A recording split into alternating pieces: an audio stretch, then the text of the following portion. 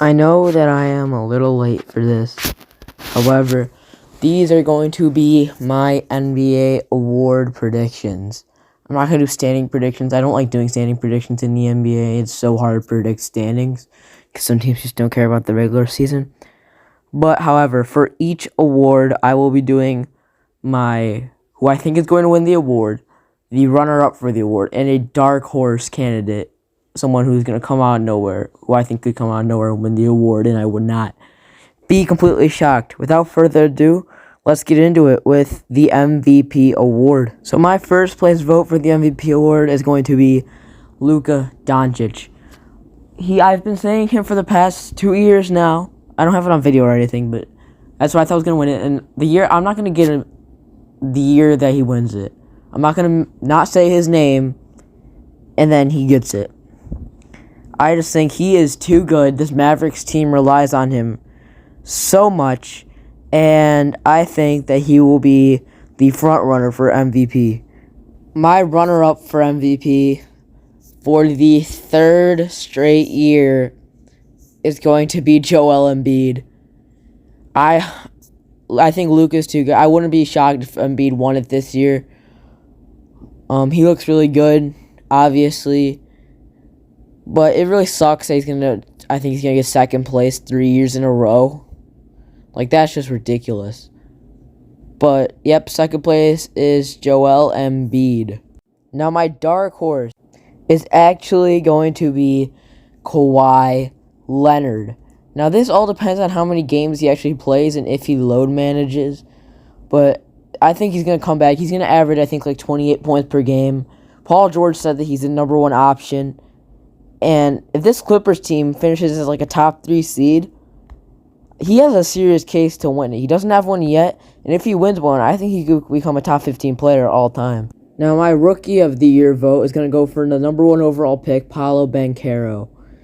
I think he just looks so good in preseason, in Summer League. Now, preseason and Summer League don't determine the whole season.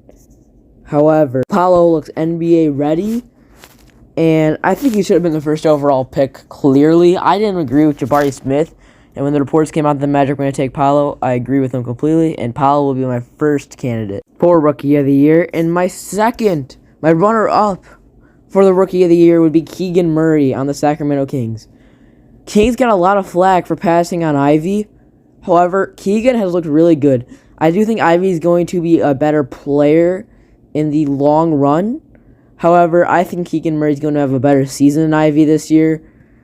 He looks NBA ready. Again, looked amazing in preseason and Summer League. And yeah, I would have to go with Keegan Murray as my runner-up for Rookie of the Year. My dark horse candidate for Rookie of the Year is going to be Pacers rookie Benedict Mathurin. I hate to sound repetitive, but he looked NBA ready.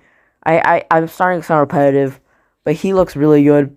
I love his confidence. He said that LeBron is going to have to prove it to him. And it takes a lot of balls for a rookie to say that.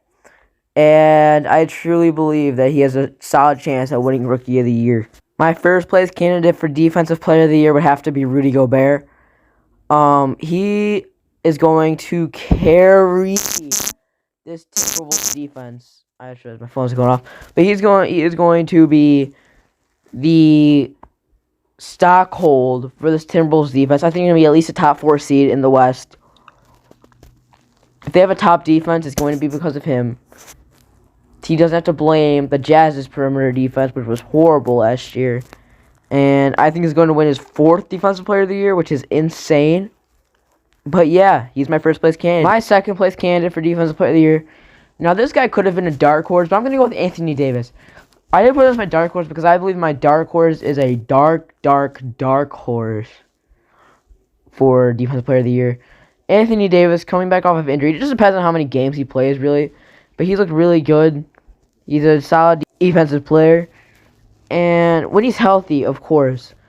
It all depends on his health, really. And now, my dark horse for Defensive Player of the Year. Might catch some people off. Yes, my dark horse is DeJounte Murray. I picked a guard. We saw Marcus Smart win it last year.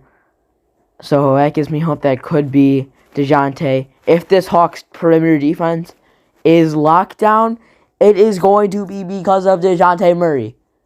I loved this acquisition for the Hawks. I don't know why anyone disagrees with it. Trae Young is a horrible defender. And DeJounte Murphy is an excellent perimeter defender. So I don't know why. For Rudy Gobert, I feel like DeJounte's case, if he wasn't a guard, would be the same as Rudy Gobert's. My prediction for Sixth Man of the Year would be Jordan Poole. I would have had Tyler Hero winning this one, but it's reported that he will be starting for Miami. So I believe that Jordan Poole is the next best option, even after he got slumped by Draymond Green. And yeah, that's pretty much all I have to say about Sixth Man of the Year. My runner-up for this award is Christian Wood. I truly believe in Christian Wood this year. The time he did play with James Harden, a true playmaker who can get him the ball, he did excellent. He was in Canada for Most Improved. He got a bag, and he didn't get a bag in Houston, really. But he did good in Houston, but he got hurt, he got injured, and now he gets to play with the true playmaker in Luka again. So, yeah, that'll be fun to see. And that leads me to my dark horse candidate. My dark horse for Sixth Man of the Year would have to be Bones Highland. I love this kid's game. He seems to know how to read the floor. This is a Denver team where they gained Jamal Murray back. I don't know if he's going to start or not. From what I've seen, he isn't going to start, so that's why he's in Sixth Man of the Year. But he's my dark horse. I don't really know how to explain Sixth Man of the Year. But now we're going to be getting into the Most Improved Player. My pick for Most Improved Player is going to be Tyrese Halliburton. I picked Halliburton because he is on a team, somewhat new team. He got traded at the trade deadline. But he's on a team where he is the guy. He is the main option, and that is, no matter what, he's a good facilitator. I feel like he's going to put up the numbers. And, yeah. My second place vote for Most Improved Player would be Keldon Johnson. I don't want to sound repetitive. It's basically the same thing what I said for Tyrese Halliburton. He's on a tanking team. He is the main option. He showed flashes last year with DeJounte, and now DeJounte's gone. I think he's going to take the same leap that DeJounte did. DeMar DeRozan left, and DeJounte Murray emerged as that guy on the Spurs, and I think Keldon Johnson will do the same thing with DeJounte Murray getting traded to the Atlanta Hawks. My dark horse for this award would have to be Bones Highland. He is my dark horse for both Sixth Man of the Year and Most Improved. I think if he gets one of them, he's going to get the other. As if he's not starting for Sixth Man of the Year. It's basically what I said before. Bones Highland, I love this kid's game. He's on a Denver team where he can perform. My pick for Coach of the Year is going to be Denver Nuggets head coach Mike Malone. I think the Denver Nuggets are going to be the number one seed in the West, and Mike Malone is going to get Coach of the Year if that happens. I don't see a lot of people choosing him, which I see as surprising. However, I do see a lot of people choosing the next guy on my list. The next guy on my list is going to be Chris Finch for the Minnesota Timberwolves. I think the Timberwolves are going to be a top 4 seed in the West. This is my second pick.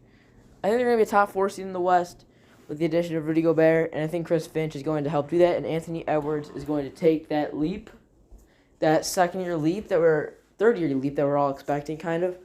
And we're going to finish off here with my dark horse for Coach of the Year, which is going to be J.B. Bickerstaff for the Cleveland Cavaliers. This Cavaliers team is so good. The only thing that they can handle the back is this East is up for grabs, I think, more than the West. It's so competitive.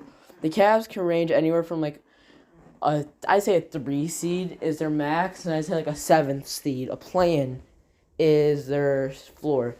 So that'll pretty much do it for my NBA Awards predictions video. And yeah, see you guys.